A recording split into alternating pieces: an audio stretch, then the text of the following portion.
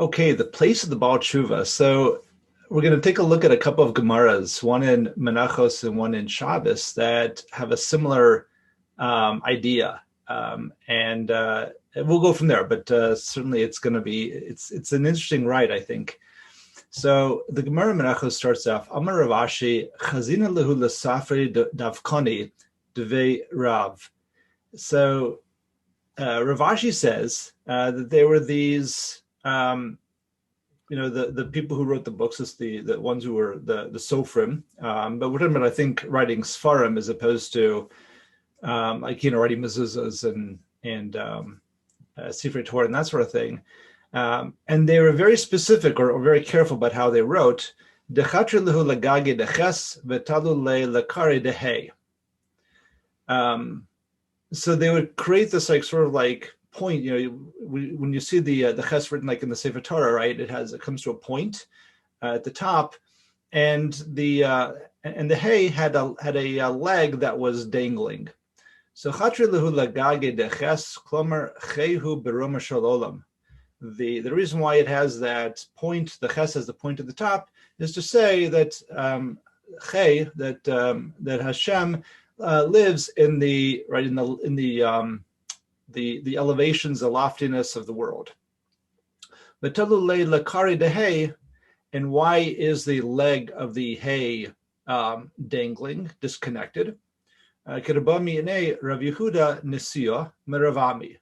So Rav Yehuda Nisio asks the question: My dichsiv bitchu b'Hashem adayar ki b'ko Hashem tzur olamim. Right, we say this pasuk every day in davening. And he asks the question, what does this mean? Now, we don't know what the question is exactly yet. So, Amar le kol hatola bitchono be'akadosh baruch hu harilo machse ba'olam hazeh ula olam haba. So he answers back that because anybody who puts their faith in HaKadosh Baruch Hu, Hashem will protect you both in this world and in the next world. That's Tzur Olamim, right? The two worlds. So, Amar le, that wasn't my question. My question was, Maishna dichsiv beka v'lo ksiv ka. Why does it say at the end of the pasuk, ki beka Hashem tzur olamim? Right? Why does it say with Hashem, who is the tzur olamim, and not just the yud and the hey, right? Hashem's name. Hashem is tzur olamim. So he answers Kedudarish Rav Yehuda barav Eloi. Elu shnei olamos shebara Kadosh Baruch Hu echad behei ve'echad beyud.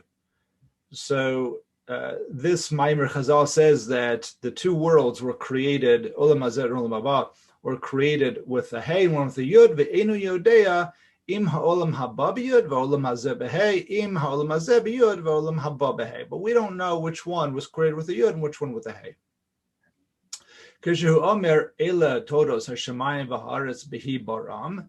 And so, in the pasuk says in Bereshis, right, that these are the generations of the heavens and the earth, bihi boram, when they were created. But it's an odd word, bihi boram.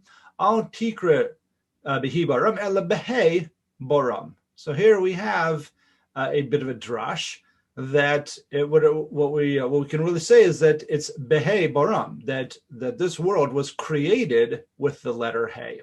Havi omer ha'olam hazeh behei v'olam haba. Right, that's our raya that hey was how this olam hazeh was created. Umipnei ma nivra ha'olam hazeh behei. Why specifically is this world created with the letter hey? Mipnei shadoma la'achsadra, because this world has been compared to being an echsadra. So we're going to jump down to Rashi for a second. What does that mean? Shadoma la'achsadra. Pasuach mitachtov, that it is sort of in the shape of maybe a pergola, right, where you have some kind of covering above, but it's completely open underneath. What does that mean? Shekol harotze latses yatsa, and therefore anybody who wants to leave can leave. So what does that mean? So again, jumping down to Rashi, Shekol harotze latses mimenu letarbus ra yotze. It sounds like how we would say today, if you want to go off the derech, right? If you want to leave the echsadra, it's pesuach. You are able to do so. Umay time ataya kare. And why is the little piece of the hay, the leg of the hay, dangling? Dehadra b'tshuva, because if you want to come back with tshuva, maili lay, you will be able to sort of climb back up. So let's look at Rashi again. Ma'alin lay. What does it mean that you could come back in? It means that you would have to go up to that little piece at the top between where the leg of the hay is disconnected from the roof of the hay. That's your entry point when you do tshuva. So the Gemara asks le'el bahach, which again jumping down to Rashi, le'el bahach pesach hatachton denafak bei. So Rashi understands the question is uvelo bahach, meaning why do you have to go all the way to the top where the hay is, where the leg is disconnected from the top? Why can't you just go in from the bottom where you came out of? So the Gemara answers lo mistaye milsa. So Rashi again, lo mistaye milsa, meaning that you won't get help. What does that mean? Dahava lahataher boy siyua, because anybody who wants to be mataher of themselves with tshuva, they require siyata d'shmaya. Mipnei yitzahara hilkach avdi le siyua pesach yisera, and that's why HaKadosh Baruch Hu created this this other path, that it's an extra opening for you to come back into. Okay, so so just to finish this off, Kidarish Lakish, the Amarish Lakish, my dechsev im leitzim hu yalitz ulan avim yitein chein. So the pasuk in Mishlei says that if you want to go with the leitzim, with the scoffers, hu yalitz. What does that mean? Hu yalitz. Rashi says hu yalitz oso klomer posech lo lios leitz. Sounds like Hashem would actually help you or open up the door. If you want to be a scoffer, the opportunity will be presented to you to be able to do that. But for those who are humble, Hashem gives them chen. So baletaher misayino. So what does it mean yitin chen? It means to be mitaher yourself, misayin lo. Hashem Kadosh Baruch Hu gives you the siyata d'shmaya to do that. Baletame, but if you want to leave if you want to leave the path, then poschin lo, then it will be open for you. So we'll stop here, but the Gemara goes on a little bit more back to the letters and how they're constructed. So we're left with a Gemara that's a bit difficult to understand exactly. What is this achsadra? What is clearly it's trying to give us a metaphor, a mushal. What exactly is that? That it's an achsadra and you can leave, but if you want to come back in, you got to go around to the top of it. What does all that mean? So before we jump into that, I just wanted to show you the Gemara in Shabbos, which is similar, but here we're talking about the kuf instead of the hay. So it says, in my time, carry the kuf, Talia. So here we ask the question about the kuf. Why is this little leg of the kuf, why is it dangling? The hadr be'la'ayo, the bahach. And again, same question. So you can go in again from the above place. Why can't you go in from underneath where you started? Misayin lo l'reish lakish, the amareish lakish my dechsev im yalitz ve'anavim yitin chen balitama poschino baletaher misayin lo. Okay, so the Gemara, for the most part, it's a much more concise version of what we had Menachos. And it's about the kuf, but otherwise it seems to be parallel to what we saw already. Wasn't Rish Lakish one of those people, one of the late Sim, right? Yeah. Yochanan tempted him.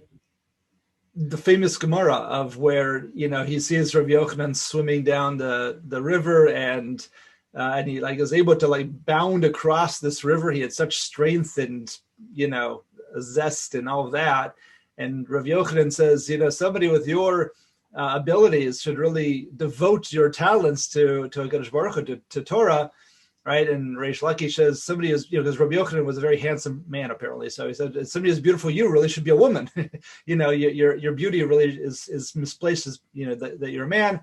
And Rav Yochanan says to him, if you commit yourself to a life of Torah, I'll marry you off to my sister, who's more beautiful than I am, right? And that's sort of the rest is history, right? Reish Lakish and Rabbi Yochanan became became chavrusas from then on, and a very powerful set of chavrusas that really, a lot of Torah was learned from them. So yeah, absolutely, Rish Lakish was certainly one of those people. So the Sefer Torah, Tomer Devora. So I think we'll see some of the answers, like what exactly is going on here, right? What is this mashal? And so the Tomer Devora says, Yashav Yerachmenu Hine Eina Kadosh Baruch Hu Misnaheg Kaminas Basar V'Dam. Shim Hich Iso HaChaver Kishehu Mizratze Imo Mizratze Me'at Lo Ke'ava HaKodemes. So he starts by talking about the idea that what happens when somebody wrongs you, right? And HaKadosh Baruch Hu is very different in accepting us in Teshuva than we ourselves do quite often, with a friend or a loved one. When somebody wrongs us and they come back and they apologize, right? They're trying to do Teshuva.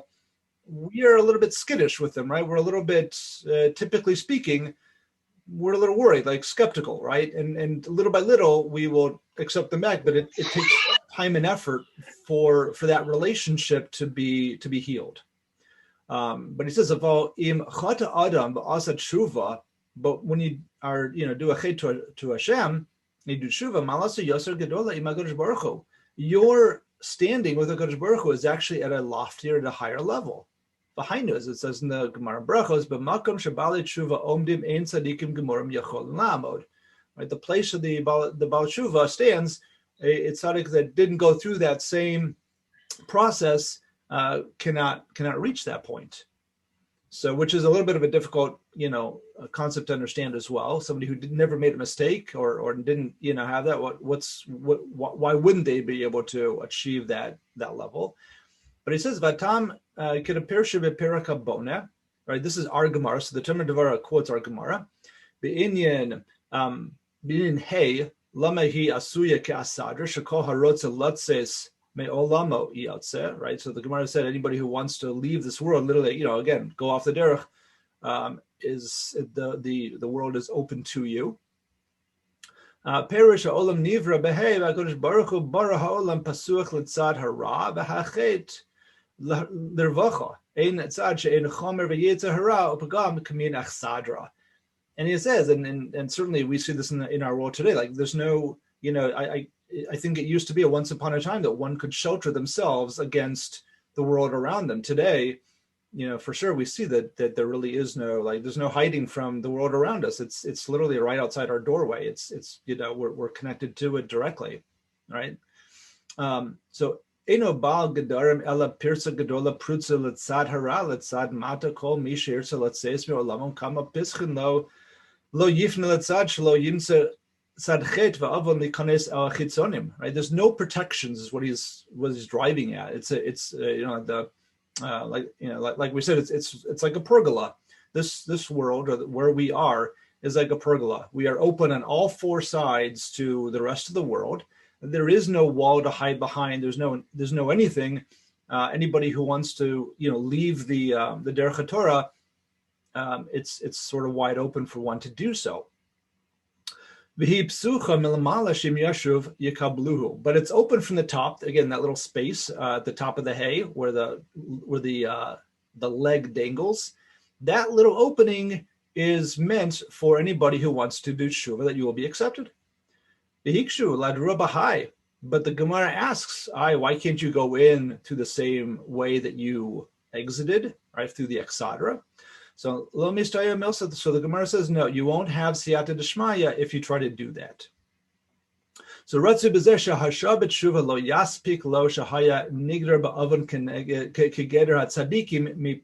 So in that respect, he says, when you're doing tshuva, it's not enough that you sort of put up, when you're doing tshuva, you have to sort of put up your own fences, right? If there's something that you fell victim to, that you're vulnerable to. I think maybe an example would be when you have an alcoholic, right?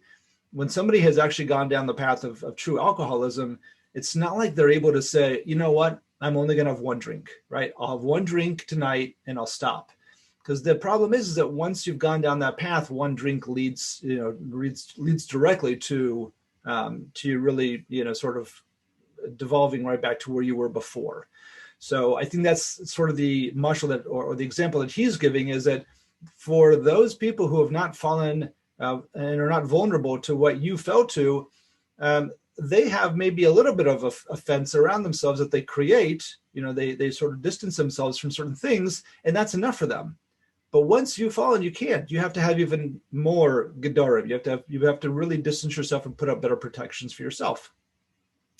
So mibnei tzadikim shelo chatu gadar ma'at yaspik aleihem amnam achote shechata v'shav lo yaspik lo gedar ma'at ela tzarich lahagdir la'atzmo kama gedarim koshim mibnei she'oso gedar hama'at kvar nifratz, right? Because the small wall that you had up once upon a time has already been breached, right? So im yiskarev sham bekal yifatehu yitzro. So if you sort of come to that same situation again, it's very likely that you are going to again fall victim to that same issue. So so therefore you really have to distance yourself and really to be much more diligent about the protections that you put up against yourself or put it for yourself. And that's the mashal of not being able to go back into the Echsadra. Rather, you have to go through that narrow passageway up above. You really have to sort of work. It's going to take a lot of effort and a little bit of tzara to be able to achieve that. We use some pretzels, but then you'll be able to sort of plug back up those breaches that you fell victim to. Okay. And that is how he's explaining what does it mean that the Baal Teshuva are standing in the tzaddikim gemorim cannot reach.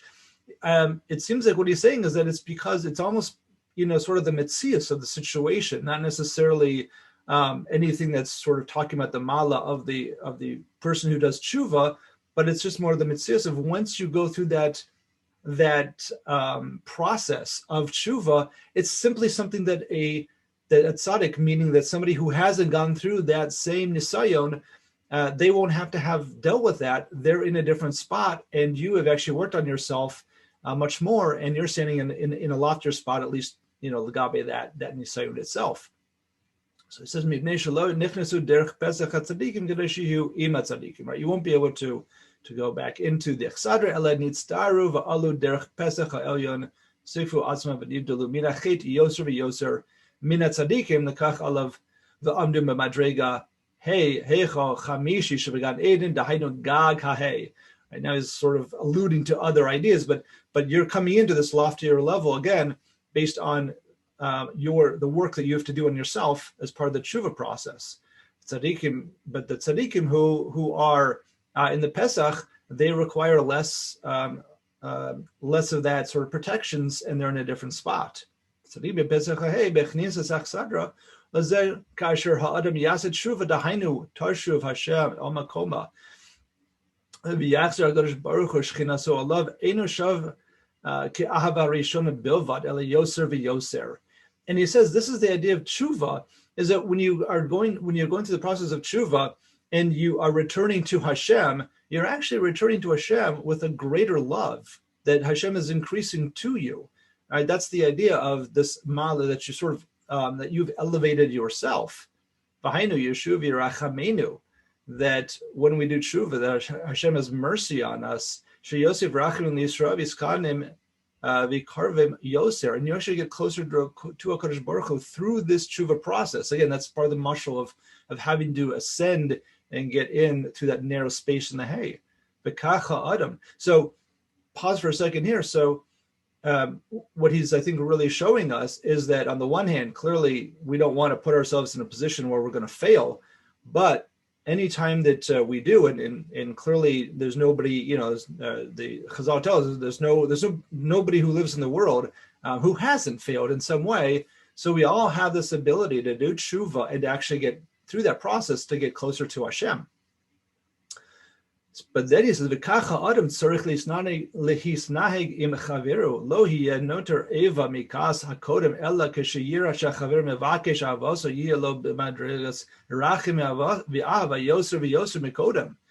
And he says, we too as people have to do that. When somebody wrongs us, and it's talking about the case where the person who comes back and says, "I'm sorry," and is doing tshuva is really sincere about it, right? There's clearly this requires a lot of sincerity on the person who's coming back to us and asking forgiveness. But when that happens, he says, we also have to emulate a Kodesh Baruch Hu, and we have to have rachamim, and we have to try and have even more love for this person than we did beforehand. And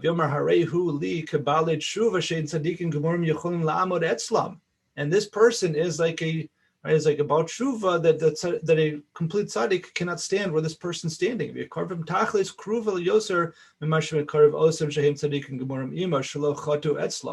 And we cannot compare this person to where he was beforehand, and we should even get closer. So it's a strong Musar lesson for us too, that we should be emulating Hashem in terms of how we forge our relationships with those around us, and when people wrong us and they want to come back to us.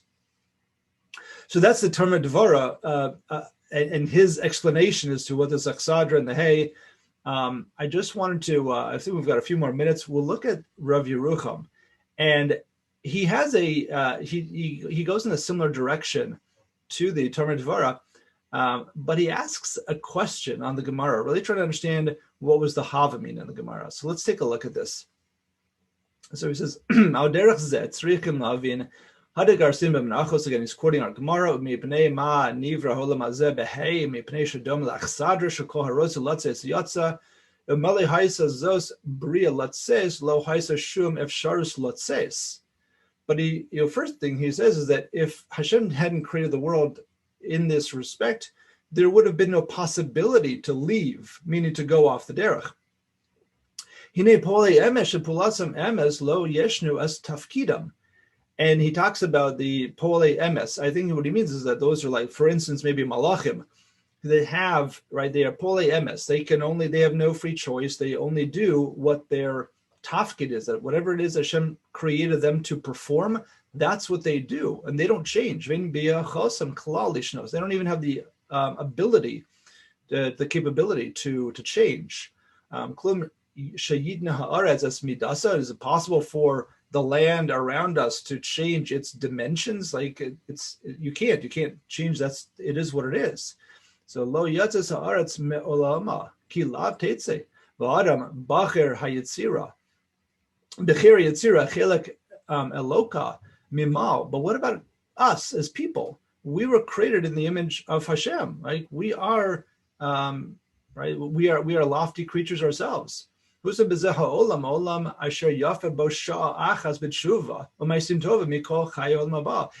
world, they say, one moment in this world of doing tshuva and maisim tovim is much greater than all of Chaye Olam Haba. So what we accomplish in this world or what we can accomplish is incredible.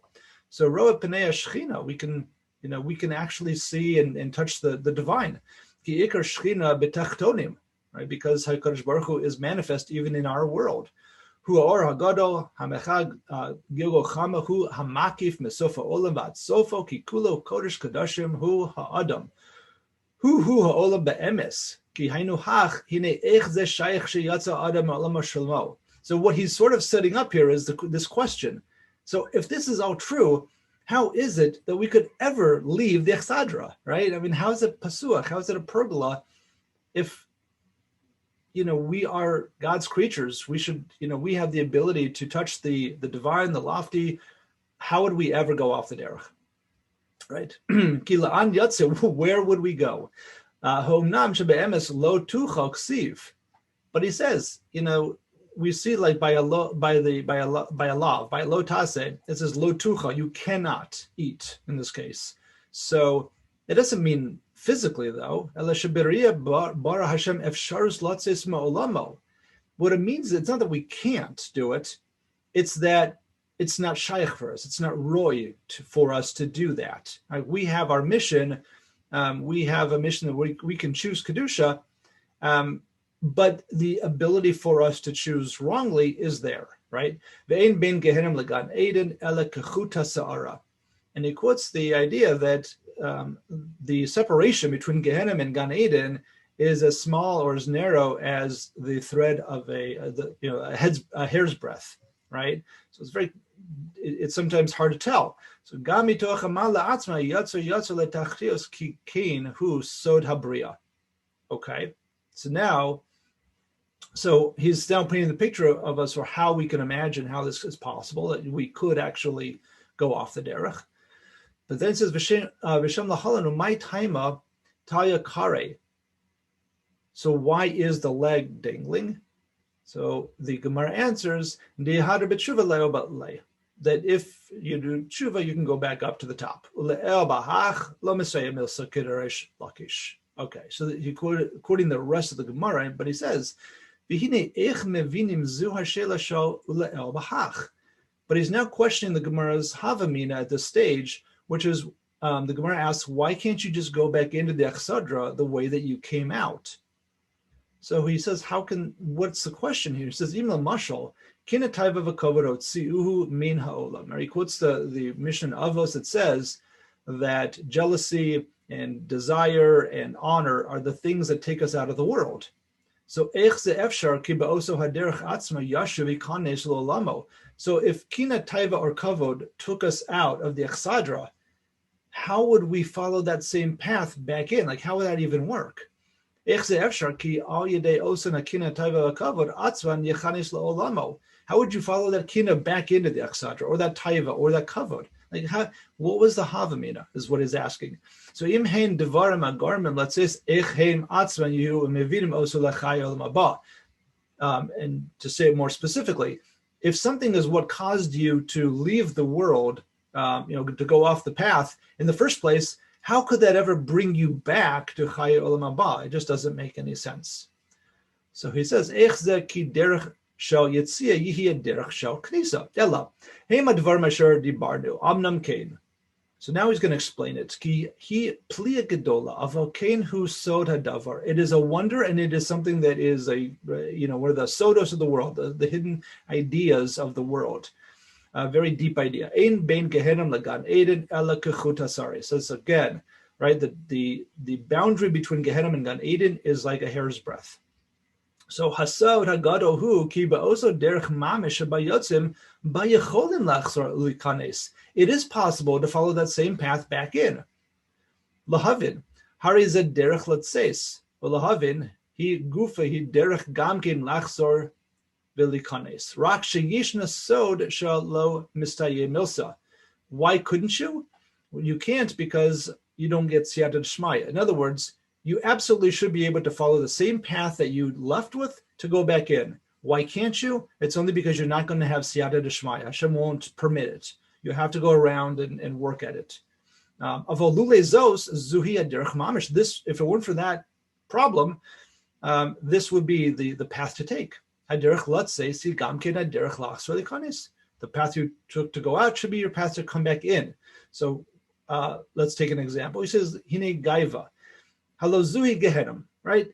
Anybody who is who takes their own their own Gaiva, their own sense of self to such a degree that it takes them out of off the path, out of this world, that takes them to Gehenim, to Avas Hashem, Kol Gaiva Leiv. That is an abomination to Hashem, the Pasuk in Mishlei says. Anybody who has that level of gaiva, of arrogance. But that's not always the case. Gaiva can also lead you to Gan Eden, to something positive. Ki gaiva govelas im vayigba libo b'darchei Hashem. You can be vayigva libo. You can sort of make yourself, your heart, gaivadik, whatever that means exactly, in the derech of Hashem. So let's take a more concrete example of that. Hari Shaul HaMelech, alav Shalom. Kain hifsid amlucha machmas choser gaiva. His Shaul HaMelech's problem was, and the reason why he lost his reign, his kingdom, is because he didn't have gaiva. V'ne'amar lo, Shmuel says to him, Im kadnata be'einecha rosh shiftei Yisrael. You, Shaul HaMelech, may think yourself as somebody small, but you are the king of shiftei Yisrael. You have to realize your place. You